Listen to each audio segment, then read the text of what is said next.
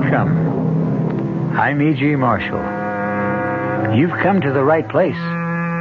Here we present a unique kind of drama. Drama that uses your ears to stimulate your fears. The story you're about to hear concerns another part of the human anatomy. It's a tale about a very frightening pair of hands. Not because they're ugly or mutilated, or because they do evil things. On the contrary, the hands of our heroine do nothing at all. And therein lies her terror. But there's one other subject our story deals with, and it's the most mysterious of all, the human mind. Our mystery drama, The Hands of Mrs. Mallory, was written especially for the Mystery Theater by Henry Slessor and stars Celeste Holm. It is sponsored in part by Anheuser-Busch Incorporated, Brewers of Budweiser, and Buick Motor Division. I'll be back shortly with Act One.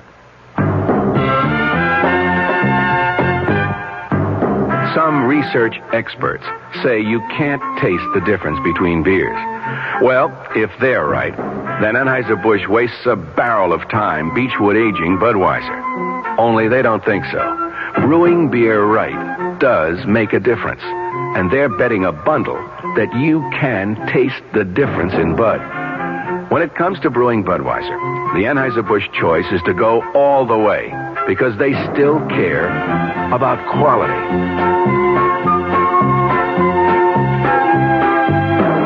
Look at it this way. If the Bud people have a choice between what some experts say and what beer drinkers say, well, you'd better believe they'll go with you beer drinkers every time. When you say Budweiser, you've said it all. Anheuser-Busch, St. Louis. Hey, Mom, what's for dinner? Hey, Mom, what you got?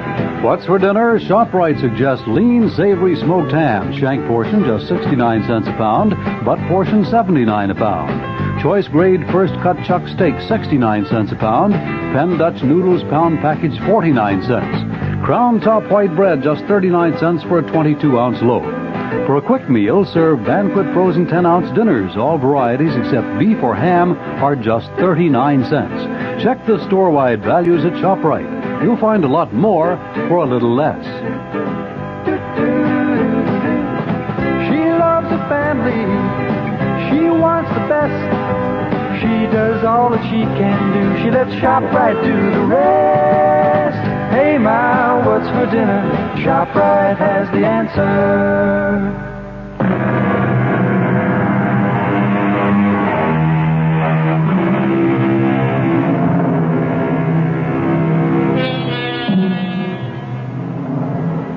Think of the most beautiful day you can imagine. A day so perfect that the birds are singing its praises. And even the people who line the park benches, those roosting creatures who seem to exist in a vacuum without emotion, seem happy and contented today. But there's one exception. A lady of middle years who sits alone on a bench. Is it her glum expression that has driven away other people? Or perhaps it's the obvious elegance of her mink stole and the glistening perfection of the diamond on her finger. Hey, lady, is this seat taken? No. It's okay if I sit here and wait for my brother? He's playing in the ball game. How nice. He plays first base. Hey, you want to see my baseball? Not especially. It's got Reggie Jackson's autograph on it. Here, look at it. No, please, I really don't know. What's the matter with your hands? Nothing. They're just a little stiff, that's all. Now, why don't you go watch your brother play? Well, he says I jinx them. Gee, your hands look funny. I mean, can't you move them at all? No. As a matter of fact, I can't. Gee, that's funny. I never saw anything like that. How come you can't move your hands? It's a kind of a sickness. You wouldn't understand. But maybe if you explained it to me, I would. Yes. If I could explain it to you, son, I would be very happy to do so. You don't know how happy.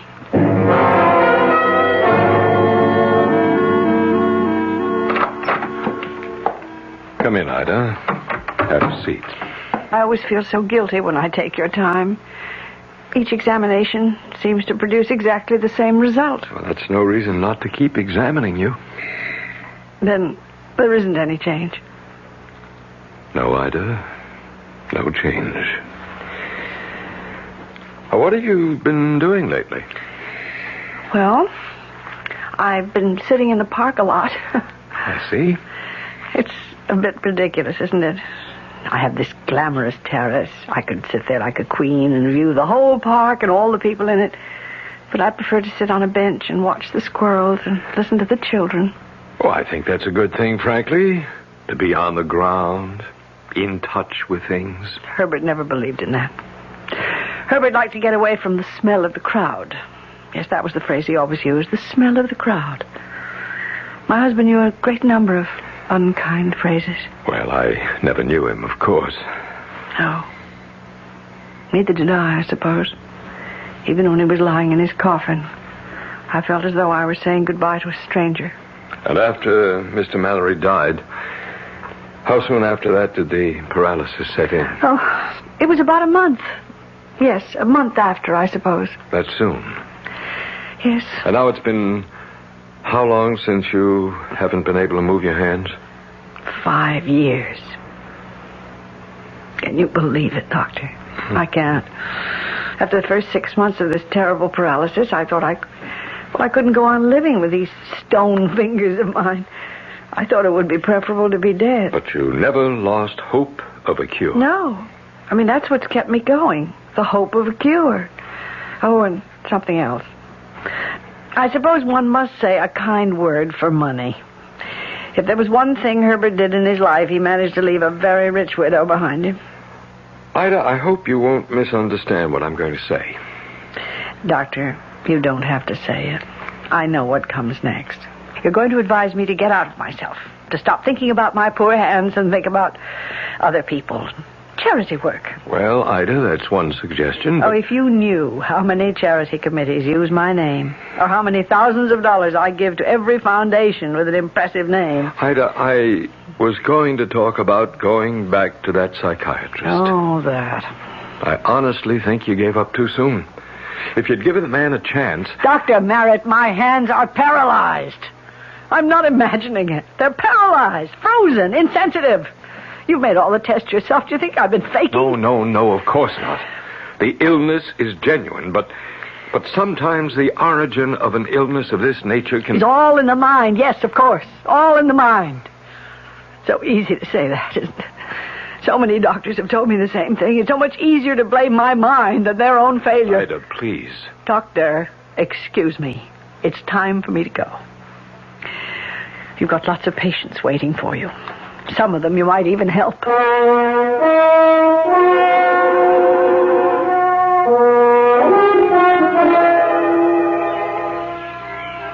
Hey, hi. Oh, it's you again. Waiting for your brother? Nah, he's not playing today. Oh, that's too bad. It's a lovely day. He broke his leg. Oh, I'm sorry to hear that. Hey, is that what happened to your hands? I mean, did they get broken? Something like that. Well, do you feel anything at all? I mean, like your fingers? You're a very curious boy. Did anyone ever tell you that? Can I just touch him, lady? Please? No, please don't. Hey, you kid. Now cut that out. Well, Stop bothering this lady. You hear me? I wasn't bothering her. All right, now go on. Get out of here. Leave her alone. Okay. I just wanted to touch her hand. I'm sorry, ma'am. I just couldn't help overhearing. Thank you. He was getting a little too bothersome, although I'm sure he didn't mean any harm. Well, I could see that you were getting annoyed. Ted? Oh, yes, I'm over here, Melinda. On your hand, huh? I can't manage 2 hot dogs and a bag of peanuts and 2 crutches at the same time. Oh, sure. I'm sorry. Excuse me, ma'am. Oh, this one's yours, with the mustard. Thanks. Do you think I could sit down? Of course. Ted, would you grab that crutch? Yeah, I got it. Listen, I told you that I'd get the hot dogs. I mean, you didn't have to be quite so independent. That's funny. You're always complaining that I'm not independent enough. Oh, am I crowding you, ma'am? Oh, no. Plenty of room. Ted, who's that boy I saw running off? Oh, I drove him off. He was bothering this woman. Oh, dear. Oh, are you all right? Oh, yes, I'm fine. As a matter of fact, he was telling me about his brother's accident. He hurt his foot. I guess This must be the season for accidents. You mean these crutches? I'm afraid that was another season. Hey, gee, it's warm, isn't it? Huh? For this time of year? Of course, you're warm. Saving fair damsels and all that stuff. I didn't know you were a regular St. George, Ted. Yeah, sure I am, with kid dragons. Would you like some peanuts, ma'am? We've been trying to give them away to the squirrels all day, but we haven't seen any. No, thank you. I don't like peanuts very much. I can't imagine what squirrels see in them. Don't worry. My brother will happily eat them all by himself. Your brother? I'm Melinda West. This is my brother, Ted.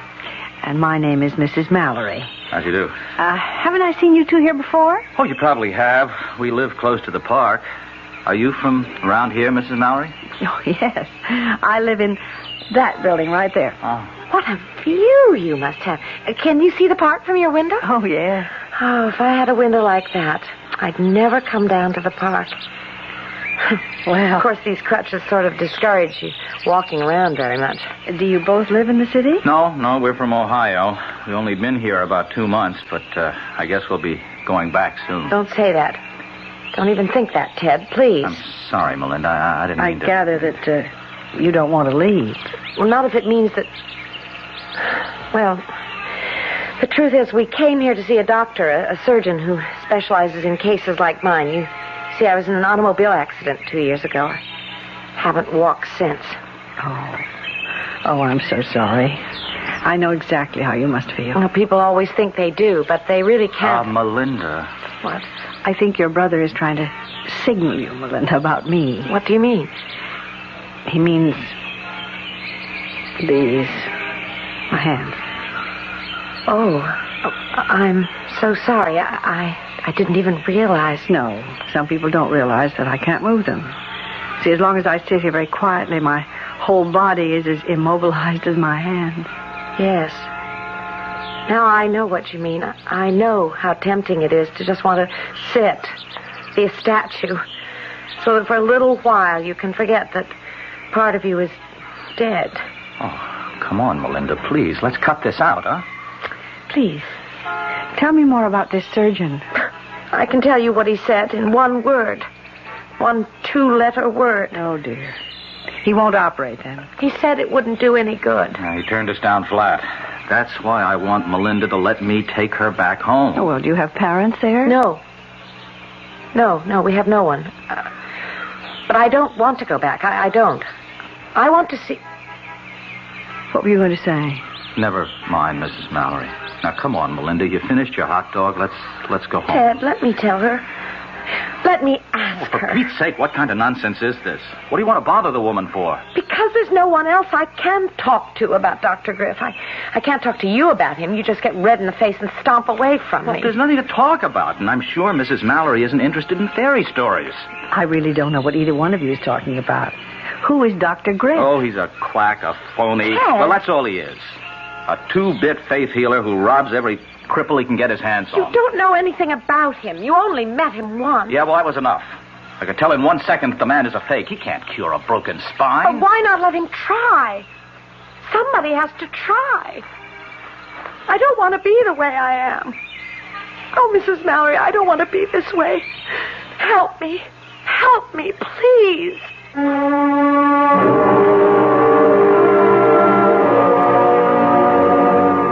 Well, Mrs. Mallory's physician would be very pleased right now. At last, his patient seems to be taking his advice to interest herself in the outside world, in problems other than her own. But how involved will those problems become? We'll wait to find out until I return shortly with Act 2.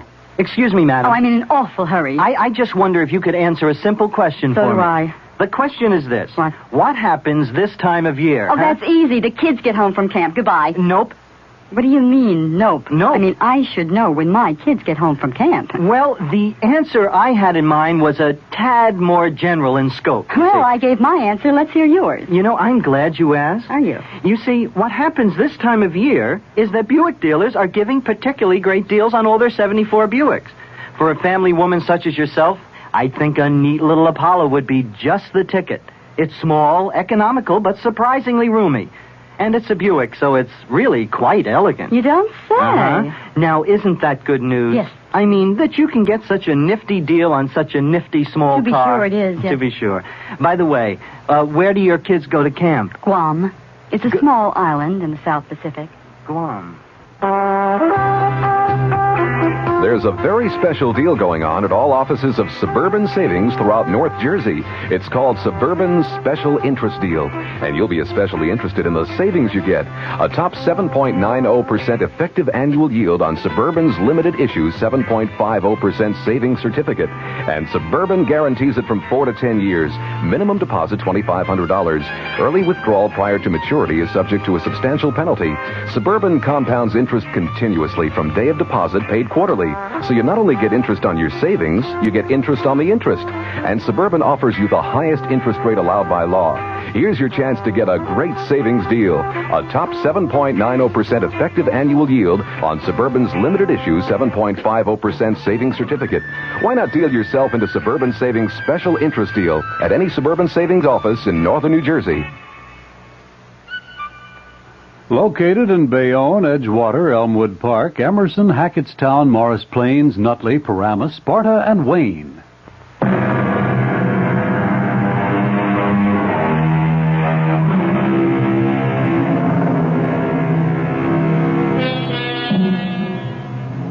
The good weather is holding in the city, and Mrs. Ida Mallory has returned day after day to her bench in the park.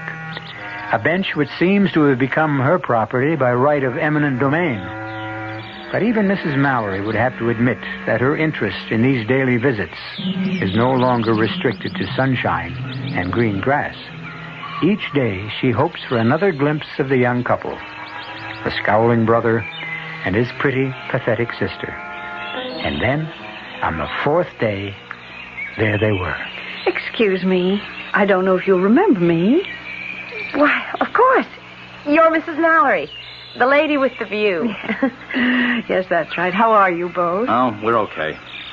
Well, I really didn't mean to interrupt your conversation. Oh, don't be concerned about the way Ted looks. His face always is like a thundercloud, especially when we discuss the forbidden topic.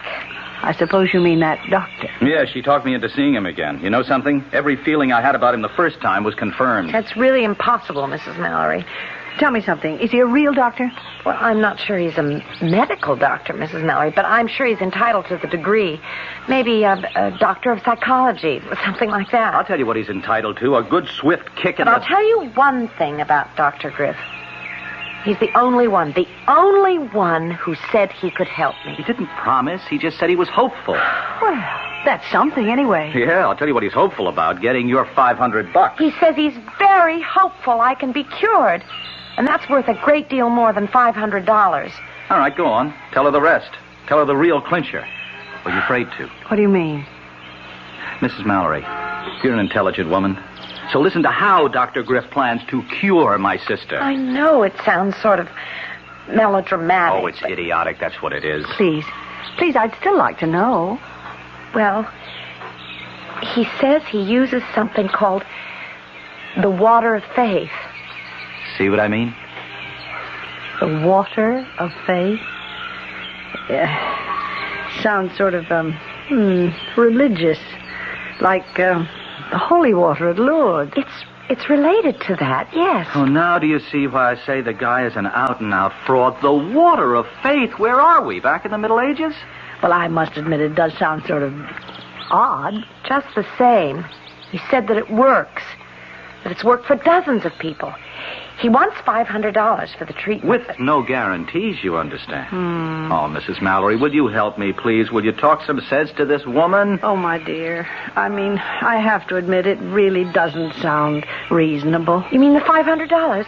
Oh, but it's a very special treatment, Dr. Griff said. Well, I meant it's not reasonable to assume that such things can do any good. I see. So I'll never know. Is that it? I'll just turn around and take a plane back to Ohio and live out the rest of my life as a cripple. When for $500, at least I might have had a chance to live. Yes, I see what you mean. Ted. Oh, I hope you don't mind my calling you Ted. Oh, no, of course not. Your sister, well, she may have a point there. I mean, even if it is a waste of money, perhaps she'll never be happy unless you let this man try. If not, she'll always wonder about it. Always. Yes. Yes, I know that. That's what his whole bag is, making you wonder if it just might work. And, well, about the money, I don't know how to say this, but you see, $500 may seem like a lot to you, but it isn't to me. So if I can help you. Oh, no. Oh, no, please, absolutely not. It's not really a problem, Mrs. Mallory. We've got the money. Besides, it's not the money so much as, well, seeing Melinda disappointed again. I've had so many disappointments, you see. Yes. Yes, I know all about such things. Oh, dear. Yes, of course you do. Oh, you see what a selfish person I've become. I keep forgetting that you have your own affliction. I'm not sure that it isn't even worse than mine. To lose the use of your hand. Well, never mind about me. What are you two going to do? Oh, I did it. Looks like I'm outnumbered on this thing. Ted, does that mean you'll let me do it? You'll let me? Well, if you go back without trying this dumb water of faith, you'll always regret it, so, okay, let's get it over with. Oh, Mrs. Mallory. Oh, thank you. You're the one who did it. Oh, my dear. I just hope your miracle happens. All my life, I wanted to believe that miracles happen.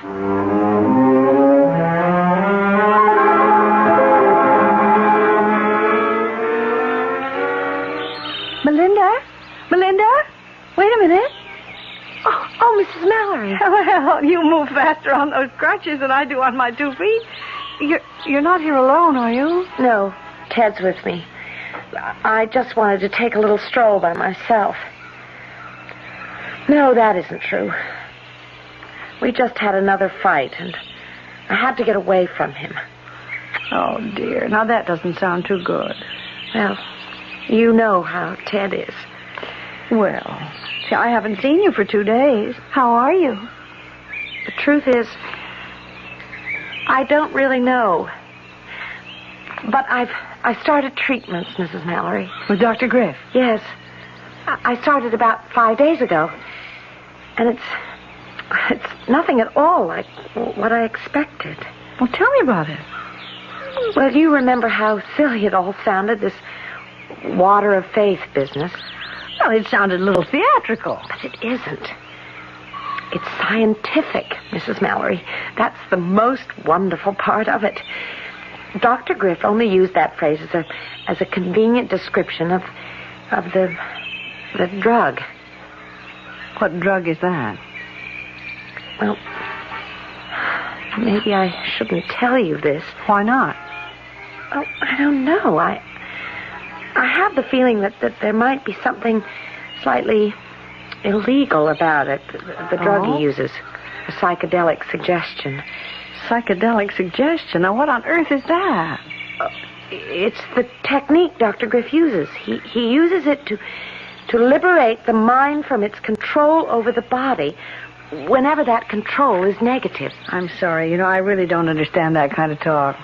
Well, I'm not saying I understand it myself completely. But it does sound to me as if he believes that your illness is psychosomatic. I don't know, Mrs. Mallory. All I know is that I have to go through with it. Kill or cure. It isn't a dangerous treatment, is it? No, I'm sure it isn't. It's more like a sort of a hypnosis. I go to his office, he administers the drug, and then he talks to me. And that's all there is to it. And? Has it helped? I think I'd better go back to Ted. He's probably getting worried about me. Melinda, please tell me if... Melinda, look out! That bicycle! Melinda. I'm sorry, miss. I'm sorry. Melinda, are you all right? Oh, here, let me help you up, miss. Oh, you idiot. I mean, can't you see that girl is crippled? Quick, give me that crutch. Oh, you sure? Wait. I think I can manage to pick myself up this way. Now, just take it easy. Mrs. Mallory. What is it? Are you hurt? No. It's my leg. Did you see that?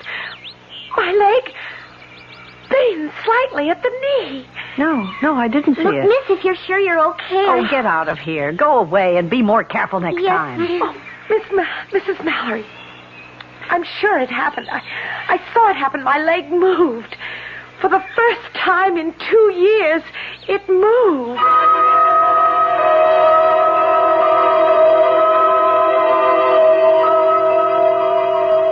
No, Ida, I'm sorry.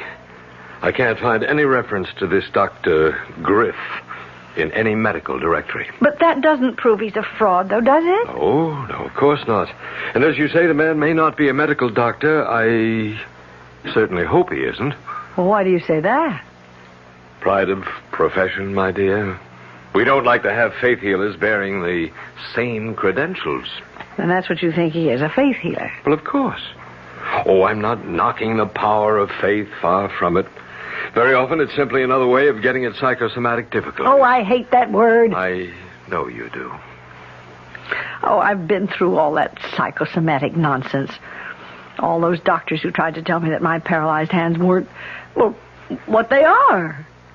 That there's something in me, some emotional problem. You didn't give them much chance to prove or disprove it, Ida. I did. I submitted to their therapy, even if I didn't believe in it, and it didn't do the slightest bit of good. Well, maybe if you had believed them, it would have.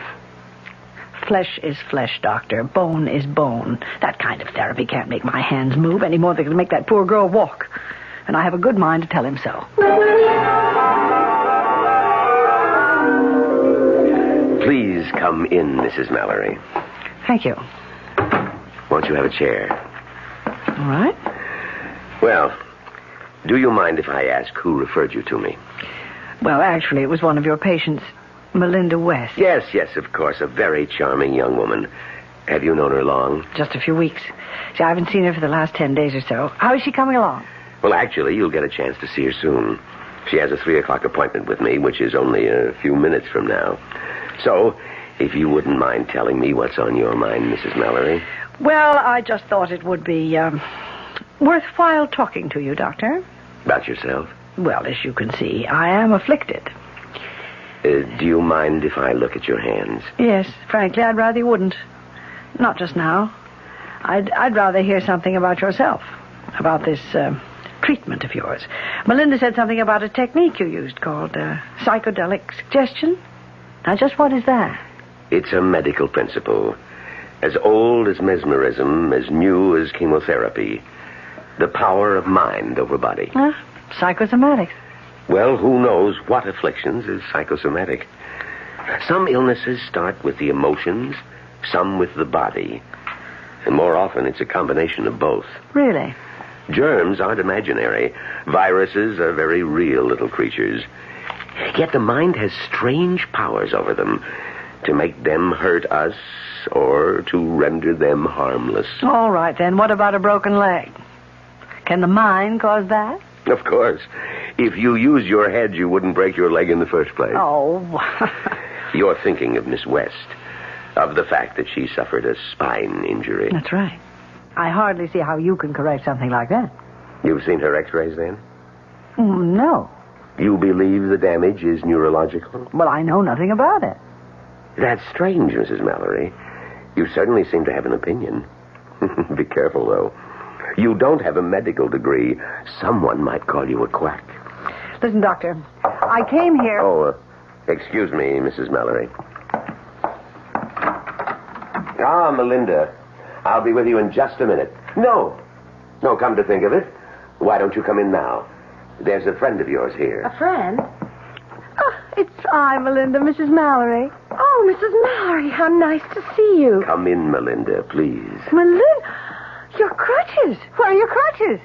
Look at me, Mrs. Mallory. I can walk without crutches now. I'm not very steady, but I can walk.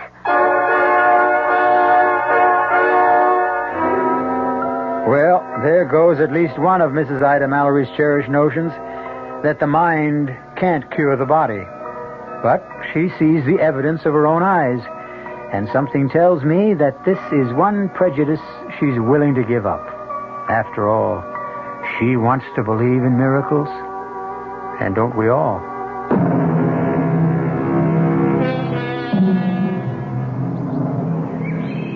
Mrs. Ida Mallory has spent a sleepless night, dreaming of things she never thought possible. But when the sun streamed in her windows, her first thought was to get out into the park, and with only one hope, of seeing Melinda West again, and seeing her miracle confirmed. It's true. It's really true, Mrs. Mallory. Even Ted has to admit it. Well, I guess there's something to it, all right. I haven't seen my sister off those crutches in 2 years. But how did it all happen? I don't really know. As I told you, he used this drug. He made me go to sleep, and then he simply talked to me.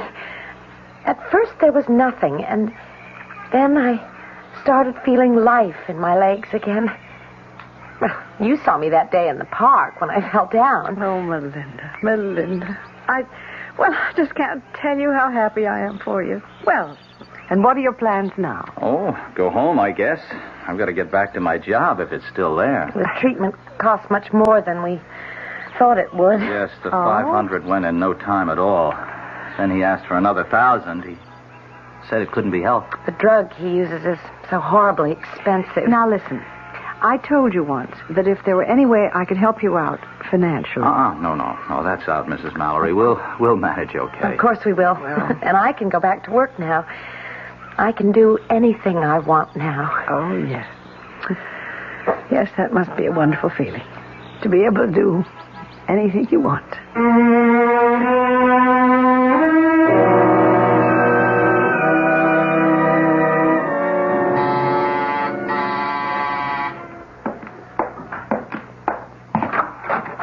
Mrs. Mallory, please come in. Thank you, Doctor.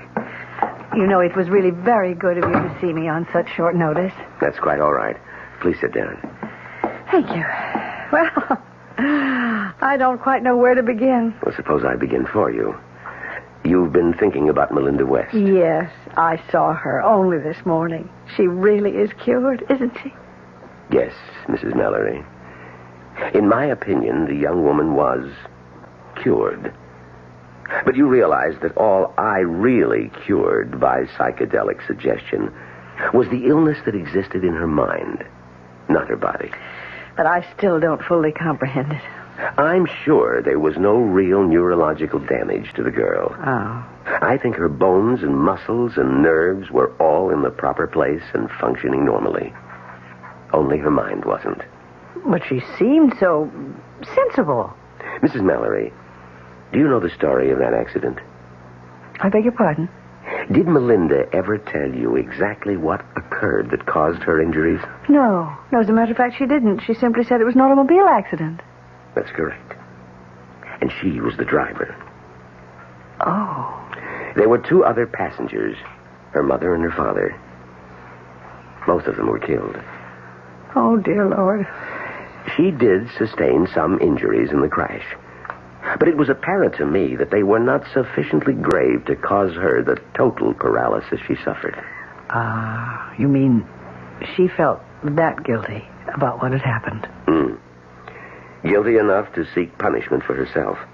And she did. She punished herself by losing the use of her legs. And so your treatment was able to cure her? Yes, I'm happy to say. But of course it couldn't cure someone like me. What was that? I said it couldn't cure me. See, I didn't lose the use of my hands for any kind of reason like that. I mean, it's just some sort of nerve damage. Doctors could never explain it. Well, if that's the diagnosis of your physician, that it's purely physical and incurable... Oh, but I didn't say that. See, I mean, my doctor has never used the word incurable. I have been hoping for years that it would just heal itself. I can't go on living like this, so helpless and so useless. Mrs. Mallory, have you come here to talk about Melinda West or yourself? Myself. I want my hands back. Oh, dear God, I want my hands.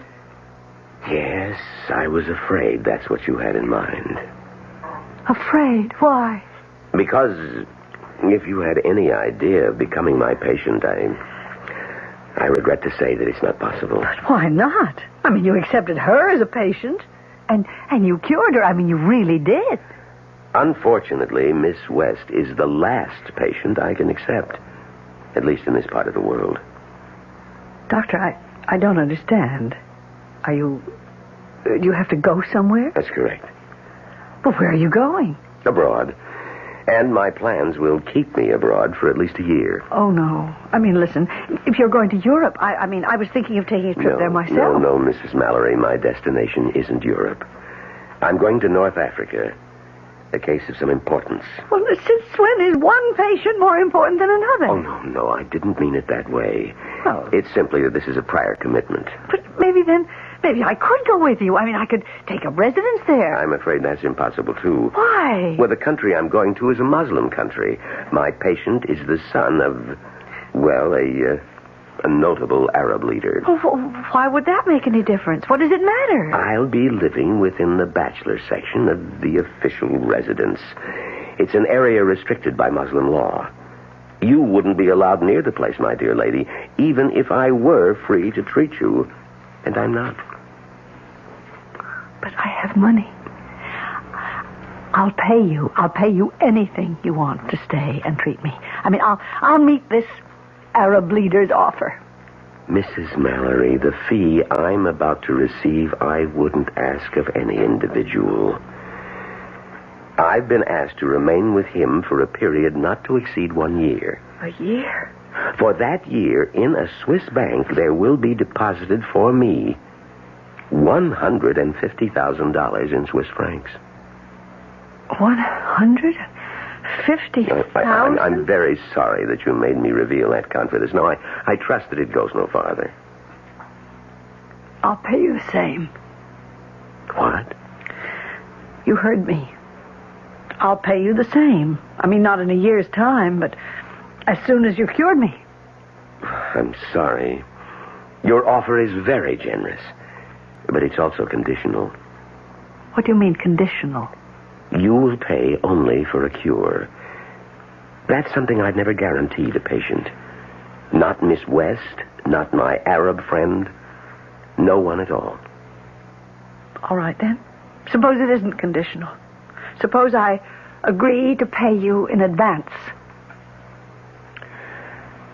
Well, that, of course, would be something worth consideration.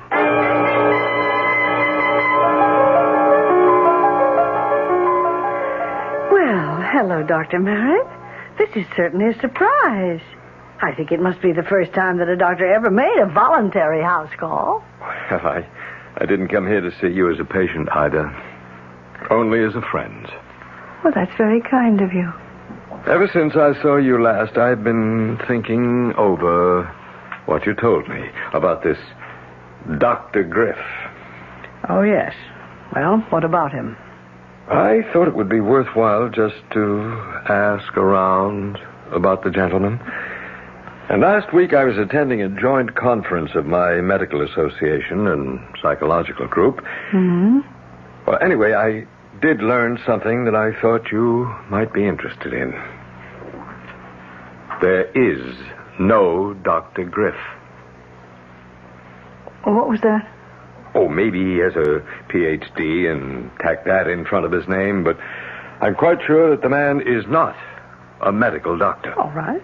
Be that as it may, he's still not necessarily a fraud. Well, I didn't say he was anything. But I suspect that your original judgment was correct. But... That he's not someone to be trusted. But you don't know the whole story. Well, what I do know is you're more impressed with a man than you were willing to admit. Isn't that right? Dr. Merritt, he cured that girl. What? You know that girl I told you about, the crippled girl? She's walking again. I saw her walk.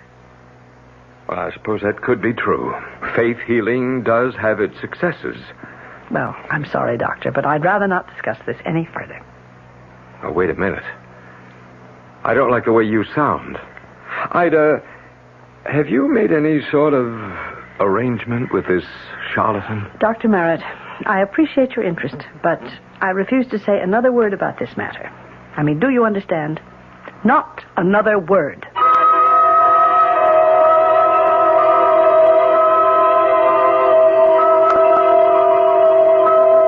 That's right, Mrs. Mallory.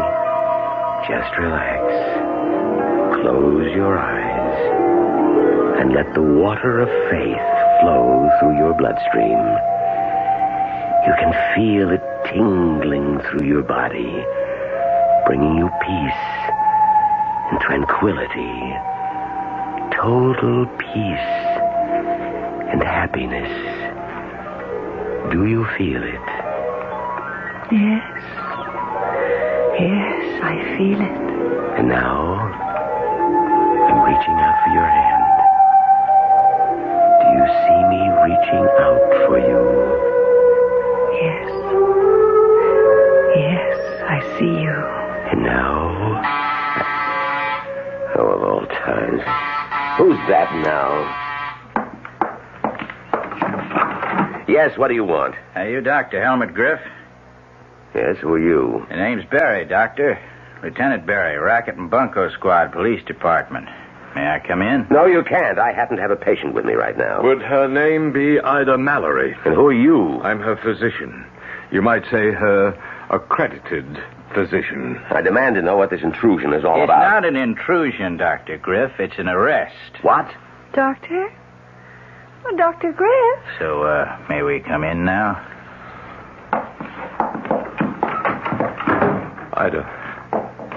Ida, are you all right? Yes? Oh, what is it? I mean, all what's right, happening? Ida. Everything's going to be fine. They've got them all now, all of them. Well, what are you talking about? Is this a lady, Doc? Yes, this is Mrs. Mallory. I don't think she's in any condition to talk. He's obviously given her some kind of drug. It's a legitimate drug, a perfectly legitimate sedative. Yes, of course. Doctor, I'm sure it's nothing very unusual, Seconal or something of that nature. No mysterious water of faith. Please, won't someone tell me what's going on? Now, I'll tell you, Ida. But it may hurt just a little. You see, I told the police your story, and they investigated. He is a fraud, Ida. How dare you Be say quiet, mister. You're no more a doctor than I'm police commissioner. His real name is Michael Lanning. Alias Dr. George Watkins, alias Dr. John Wilson, and that's his modus operandi, Mrs. Mallory, posing as a fake doctor, offering miracle cures, usually for sick widows with lots of money. Oh, but he cured her. I mean, he cured Melinda. This is the part that may hurt most, Ida. He did not cure Melinda West. Because Melinda West was never crippled to begin with.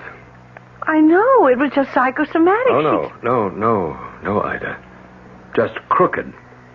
What? She was in on the racket with him, Mrs. Mallory. Her real name is Anna Fraser. Oh. Her so-called brother is Tony Fraser, and I'm sorry, they're not brother and sister at all. They're man and wife. No, and I believed them. Well, we haven't caught up with those two yet, Mrs. Mallory, but we will. Oh, I brought some pictures for you to identify. No, I don't want to look at them. I can't bear to look at them. Please, Ida, you must. But I don't want to prosecute them. I don't. Why really. not?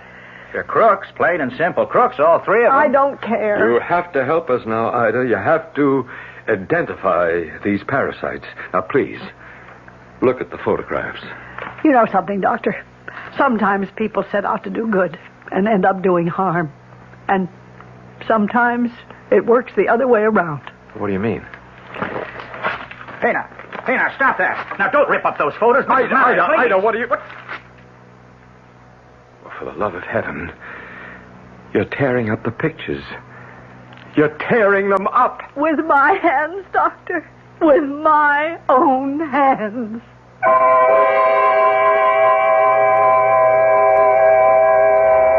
Well, they say that it's an ill wind that doesn't blow someone some good. And in this case, it looks like three evil people have managed to be very good to Mrs. Ida Mallory, in spite of themselves.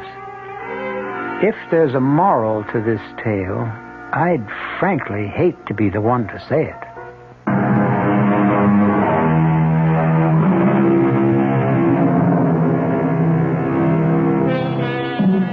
No, we're not recommending that the best way to cure your ills is to fall into the hands of confidence men.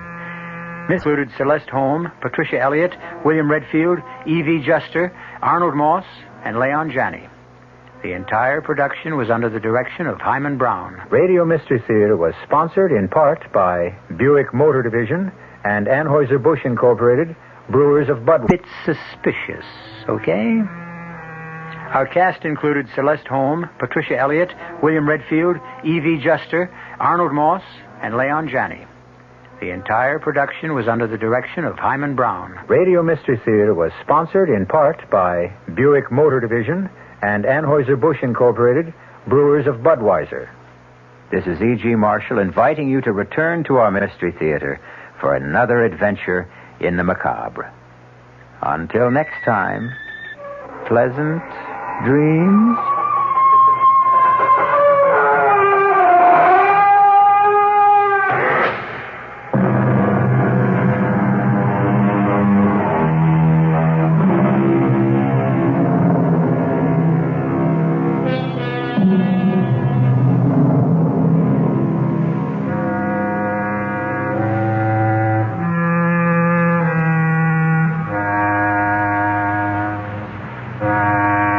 WR Mystery Theater has been brought to you by ShopRite Supermarkets, where you get a lot more for a little less, and by Suburban Savings, with offices throughout North Jersey. The preceding Mystery Theater program was furnished by the CBS Radio Network. I'm Fulton Lewis in the Mutual Broadcasting System studios in Washington, D.C. Now, my commentary. President Ford promised leniency to thousands of Vietnam-era draft dodgers and deserters today, declaring, "I want them to come home if they want to work their way back." In a big surprise move during his first trip outside of the city of Washington since assuming the presidency, Ford was in Chicago speaking to a Veterans of Foreign War convention. He signaled a sharp change in government policy. He indicated he favors a form of limited amnesty. He told the VFW conventioners that one of his first acts as president was to order a complete review by September 1st on the status of 50,000 young men convicted, charged, or sought for offenses loosely described as desertion and draft dodging, declaring that, quote, unconditional blanket amnesty is wrong. He added, quote, in my judgment, these young Americans should have a second chance to contribute their fair share to the rebuilding of peace among ourselves and with all nations. So I am, Ford concluded, throwing the weight of my presidency into the scales of justice on the side of leniency. I foresee their earned re-entry into a new atmosphere of love, hard work, and mutual trust. He offered no specifics on the shape of his still-developing policy regarding amnesty, but he said decisions of my administration will make any future penalties fit the seriousness of the individual's mistake. After warmly applauding Ford's declaration that unconditional blanket amnesty is wrong, the some 3,000 delegates to the VFW convention sat almost silent as he added to his prepared text the section signaling a new and softer policy toward those who left the country or their military units during America's decade-long involvement in Vietnam. The VFW, like virtually every other veterans group in the nation, has steadfastly opposed any amnesty. In his speech, Ford also disclosed, much to the pleasure of the VFW, that he was naming former Indiana Congressman Richard Rauterbush as Veterans Administrator. He pledged improvements in the agency's operations. He gave a veiled warning that he may veto a $1.4 billion veterans education bill on grounds that it is inflationary. The president said, we are all soldiers in a war against brutal inflation. America is fighting for its economic life. I will not hesitate to use the veto to control inflationary excesses. Standing in an open-top limousine, Ford was applauded and cheered by tens of thousands as his motorcade carried him through downtown Chicago. But outside the convention hotel, thousands of Greek Americans waved signs and chanted slogans criticizing his administration's policy regarding Cyprus. The demonstration in Chicago today was planned before the U.S. ambassador to Cyprus, Roger Davies, was slain in Cyprus when a mob of Greek Cypriots stormed the U.S. embassy in Nicosia. The Greek Americans who thronged to Grant Park across from the Conrad Hilton Hotel were demonstrating virtually against what they called a tilt toward Turkey and the U.S. policy regarding Cyprus. Few of the chants today named President Ford, but most of them were aimed at Secretary of State Henry Kissinger. They were calling for Kissinger to resign. Some were saying to give the Nobel Prize back. The president paid no apparent attention to the demonstrators. Ford told the convention delegates that the word of Davy's death was tragic news. President Ford adding, he too gave his life in foreign wars. Let us offer our prayers and our condolences to his loved ones for his supreme sacrifice on behalf of all America. Ford apparently drafted his remarks regarding amnesty en route to Chicago today, inserting them into his prepared text. He said when he took office, I found on my desk where the buck stops the urgent problem of how to bind up the nation's wounds, and I aim to do that. He said as Commander-in-Chief, he will work within our system of military justice, but he said that he has ordered Attorney General William Saxby and Defense Secretary James Schlesinger to consult with other governmental officials and report their unvarnished views and those of the full spectrum of American opinion on this controversial question. Richard Nixon, the man Ford succeeded just 11 days ago, had followed a firm anti-amnesty policy, vowing at one point, never, never, never, when asked regarding amnesty. One of Ford's last duties as vice president was to present, after death, 14 medals of honor to the parents, widows, and children of Vietnam heroes. Ford said, as I studied their records of supreme sacrifice, I kept thinking how young they were. The few citizens of our country who, in my judgment, committed the supreme folly of shirking their duty at the expense of others were also very young. These young Americans should have a second chance.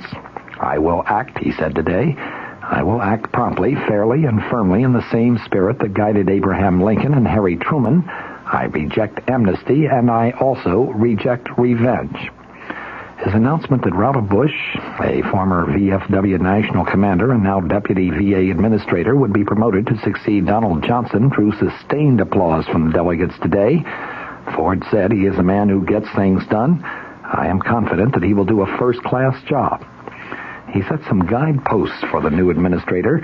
He said this administration is going to see to it that we still know your name and your problems. A veteran is a person, not just a digit, in a computer system which, more often than not, goofs up. I want no arrogance or indifference to any individual, veteran or not.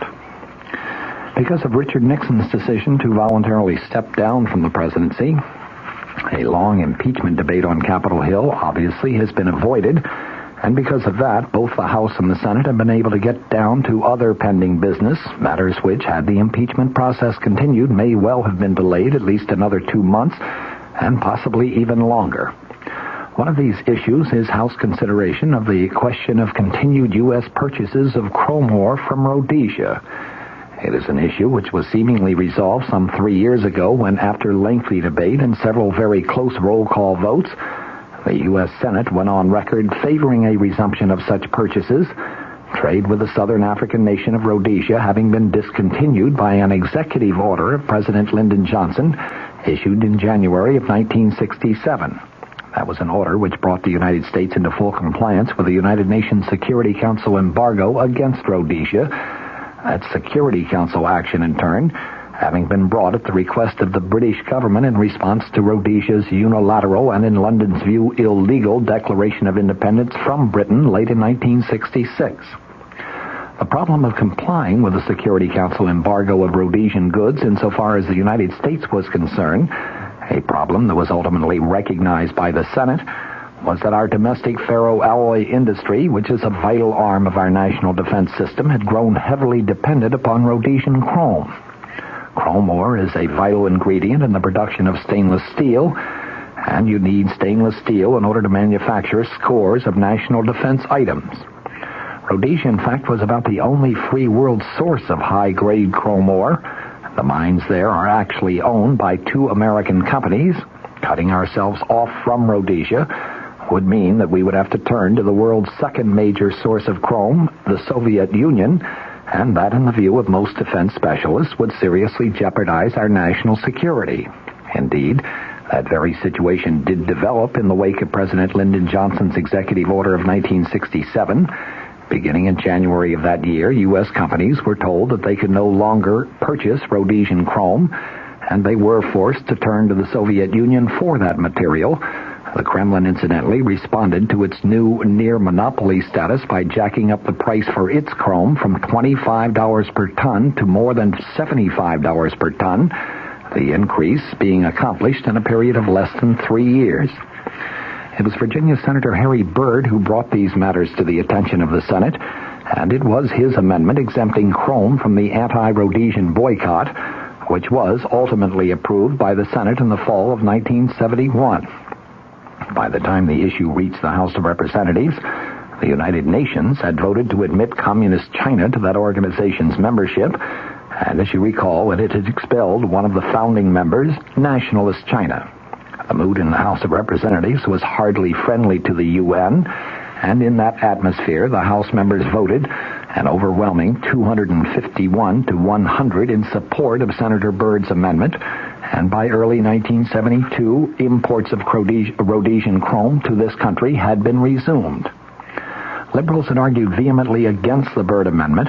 Its approval, they insisted, would have been a slap in the face of the United Nations, and some went so far as to argue that a UN decree actually superseded the law and authority of the United States anyway.